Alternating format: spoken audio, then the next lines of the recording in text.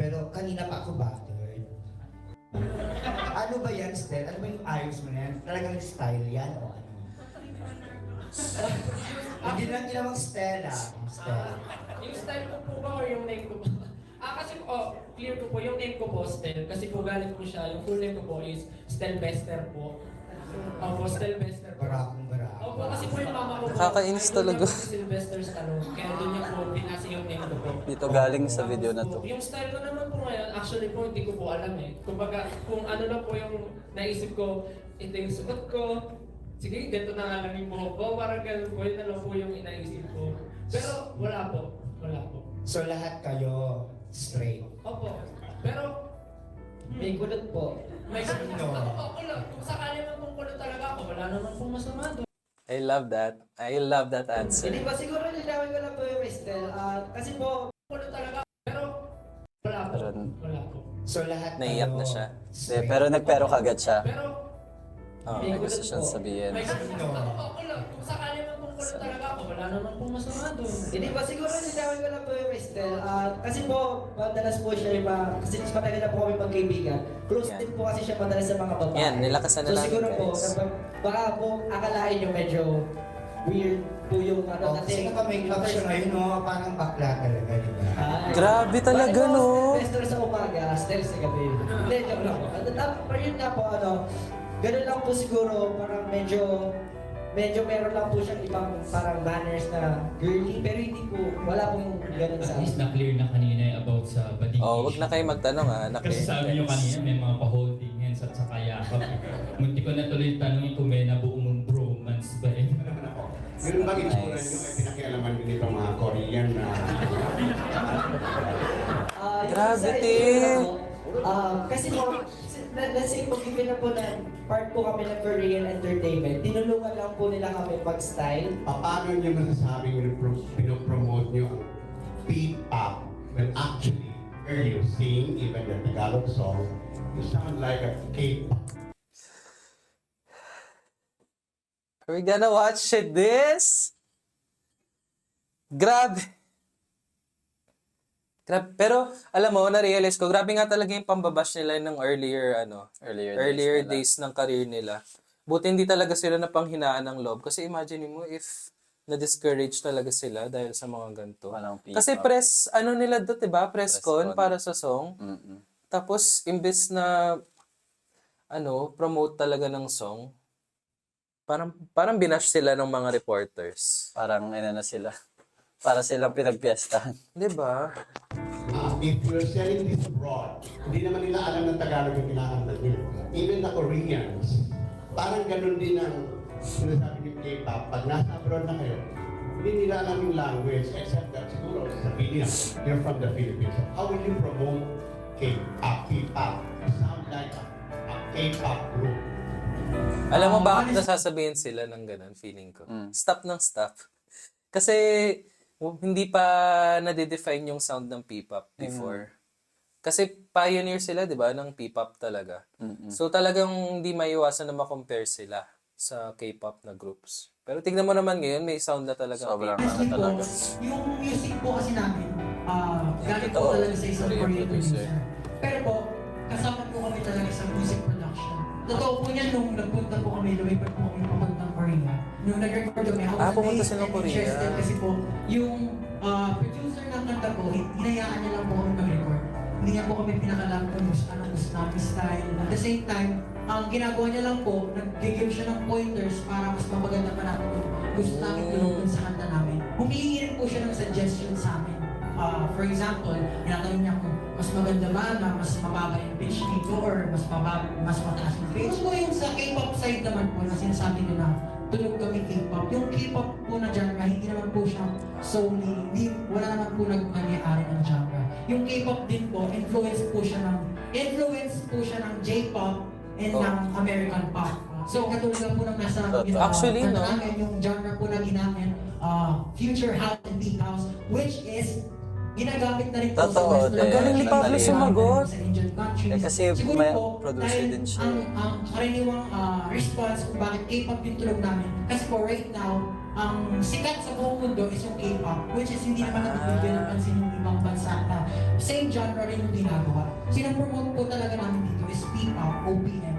Pero po, na-influence lahat naman po. Parang ang music po kasi, universal language. na Ang po. galing sumagot. Walang may-ari ng certain Talino. genre. Ang talino. Kumbaga, influence po tayo lahat ng, yung music influence ng lahat ng iba't ibang culture ng bansa.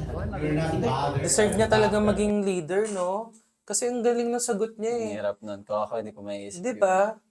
Saka it makes sense nga na totoo naman, lahat naman talaga ng music is may influence na ng past na naging music. So wala na talagang matatawag na super like original talaga na music kasi we take inspiration from previous songs, previous Era, what eras. come before. Kung ano yung sikat! 'Di ba? Tsaka, parang ang question nun doon, ano yung na-expect niyang kanta? Di ba? Nasa iyo na parang may talent yung SB19 sa pagsayaw. Ano gusto niyang OPM? Parang Moira? Parang Hindi, gets mo? parang hindi pa sila sanay sa gantong type ng sound talaga ng OPM before, na diba? P-pop. Na P-pop. Grabe talaga yung reporter. Nakakaloka. At hindi lang siya pala yun yung about sa sexuality. Yun din pala yung Oo. pagiging about sa music. Nakaka-proud nga. Deserve niya talaga maging pinuno Leader. ng group. Tsaka, ang dami niyang alam sa music. Ang dami niya nga alam. Sa music. Parang, talaga siya. Parang pinanood niya talaga kung paano gumawa ng music. Kaya sobrang dami niyang alam. And kaya din sobrang, ay! Thank you po ulit! Thank you po. Pampakalma. Thank you, Oh my darling. gosh! Magkano na yan? Thank you. Thank you. Hindi namin in-expect. Oh my God.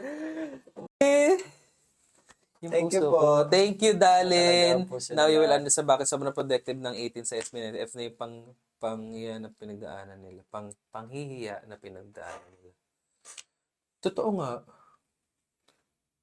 Thank you, Naiyak. Naiyak din. Thank you, It guys. sound like a real. Hindi kayo nababahala dun sa tunog nyo na hindi kayo Pilipino, kundi Korean. Hindi po kami nababother kasi po, sa totoo lang, Kasi ako bothered ako.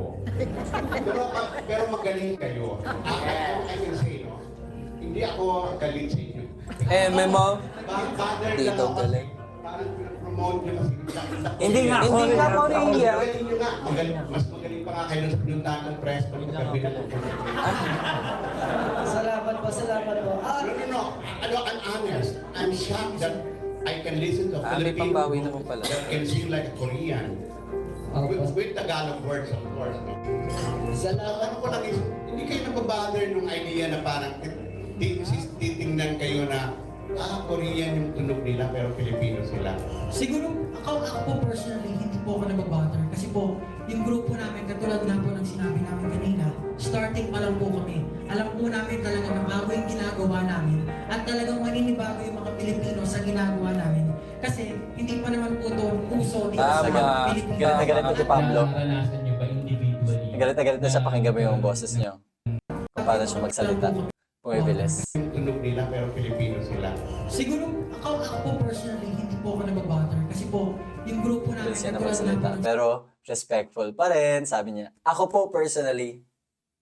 Anyways. ginagawa namin at talagang maninibago yung mga Pilipino sa ginagawa namin kasi hindi pa naman po ito uso dito Totoo, sa no? Pilipinas.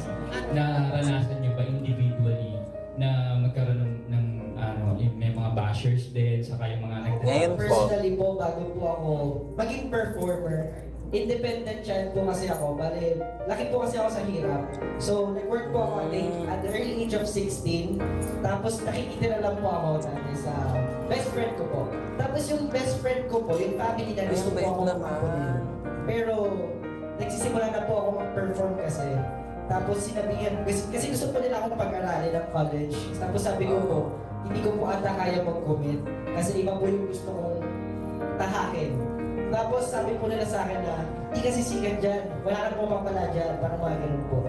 Pero naniwala lang po ako sa sarili ko, kahit parang wala po akong kakampi, naniwala lang po ako na itong ginagawa ko, basta magsusumikip ako, mararating ko rin to in the future. Tapos Pero sa defense nung parang siguro kasi wala pa silang nakikita na parang bash siya with love, nakikita ko. Kasi parang, Tough yun nga love. tough love, na parang SB19 kasi nga yung pinakaunang First of its kind.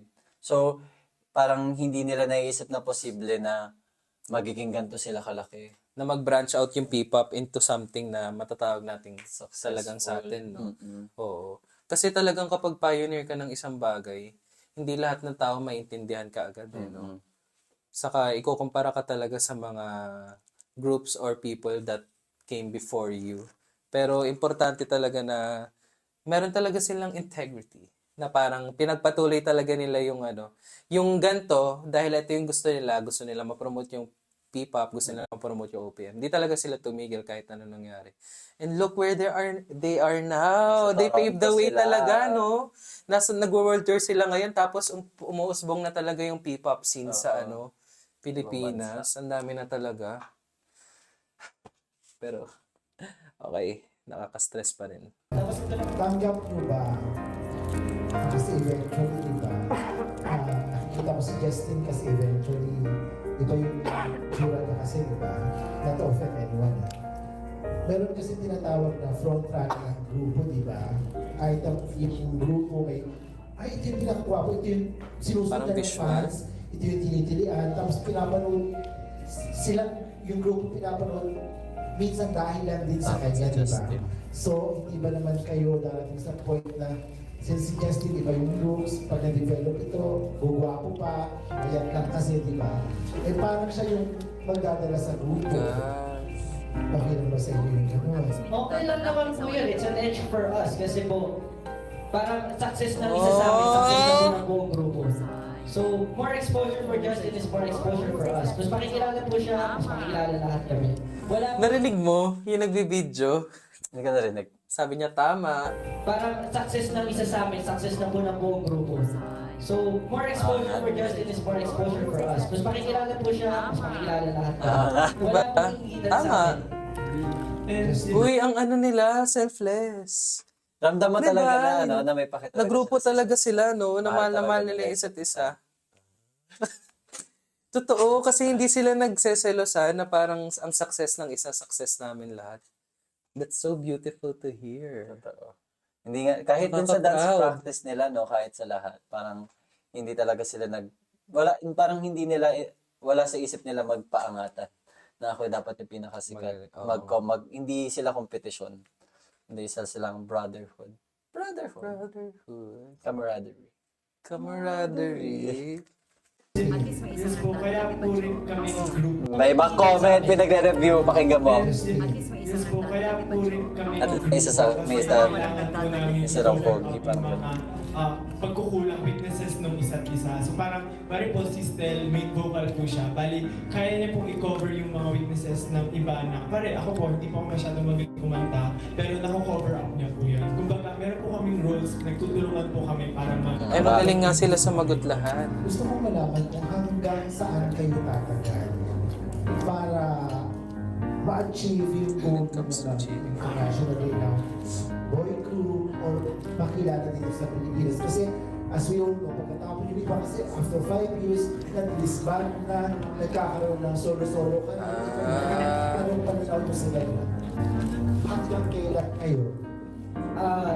Actually po, in the span of 4 years na training po namin, marami na po talaga kami pinagdaanan. Hindi niyo po mai-imagine yung ibang pinagdaanan namin. Nandiyan na po lahat ng family problems, financial problems, o kahit po yung mga school problems, kahit mga Mga solo project nila. alitan po sa grupo, nagkaroon na rin po, ng beses na rin po kami muntik mabuwag before pa po kami mag-release ng kanta. Pero nandun na lang din po kasi yung parang pagmamahal po namin sa passion. Eh siguro po, nag-uusap din po kami ng masinsinan po talaga kapag may problema po kami katindi. Well, though lalaki po kami na parang bihira po kasi yung parang ano ba, open mind, parang open chit-chat nga po sa lalaki, open forums, bihira po kasi yung mga ganun sa lalaki. Pero kami po, tinatry po namin i-practice na for the sake of every member, at least sabihin po namin na, ito mali yan, ito itama natin yan. Galing. At achieve mo na to. Paano yung pwede nila improve sa isa't isa? Ano yung tama pala. Kahit parang basta po kaya. Bukod po dun sa sinabi niya, bukod po sa passion and everything, mga ganyan. That's Kaya what po namin pinauno. sinimulan itong Totoo. ginagawa namin yan kasi po masaya po kami. Sinalo- Unang-una ano sa talaga? atin po yung pinakamahalaga, masaya po kami na ginagawa namin itong mag-perform on stage. Masaya kami na nakakapagpasaya ng mga tao. Masaya kami na magkakasama kami. Even mawala kami sa, if ever man na mabuog kami, siguro pagpapatuloy pa rin namin yung band na nandun na kahit nagtatrabaho kami, mag-perform pa rin kami on stage kasi yun talaga yung gusto ng puso namin. Doon kami masaya. At feeling ko, habang nabubuhay kami, kami, kung may opportunity na binibigay sa amin. So ngayon, hindi na kayo nag-search. Kahit masakit, Lagi kong babalikan ng iyo. Bilang paalala na walang imposible. nakaka-proud sila. Biruin mo, after ilang years na sila, di ba? Parang 7 na. Kasi yung pinanood nating video 6 years ago. Tapos, ang solid pa rin nila as a group. Tapos, palaki lang sila ng palaki. Kasi parang nasa peak na sila ngayon, di ba? Nag-world tour na sila ngayon. Tapos, 2 days sold out tour lang nila sa Philippine Arena. Tapos, yun lang. Ang galing, ang successful na nila ngayon. Siguro kung may takeaway ako dito, parang sobrang grabe yung brotherhood nga talaga ng SB19. Kasi parang through the fun times, tapos yung ganyan na nahihirapan sila. Parang, parang alam mo na nandyan sila para sa isa't isa. Kasi yun nga natuwa ko kay Pablo kanina na parang after sumagot ni Josh, parang gusto niya rin magsalita as a leader of the group. So, ayun, parang ang galing na sobrang ang dami natin talaga nilang pinagdaanan, ramdam na ramdam. Totoo. Tapos, yun, nakita ko rin sa showbreak na, kasi parang napapansin ko sa showbreak, parang after nila mag-dance practice, mag-shoot sila ng showbreak. Para may something sila na masaya. So, through the bad and the fun times, mas lalo silang nagiging strong. Sobrang... Alam mo, mas nakilala ko na sila dahil sa mga videos na pinapanood natin about sa kanila. And mas na-appreciate ko yung nila, yung strength. Kasi, ewan ko, super bash talaga sila nung era na to, itong Go Up era na to. Tapos, nakaka-inspire kasi hindi sila tumigil. And ngayon, ang dami na nilang na-inspire na tao, na 18s, na Filipinos, na parang pag pinursu mo lang yung dream mo, parang wala talaga imposible. Parang yun talaga yung pinaka-message nila. Wala talaga imposible. Kasi lahat nung sinabi nila na gusto nila mangyari para sa grupo nila, unti-unti na nilang natutupad na nila yung iba.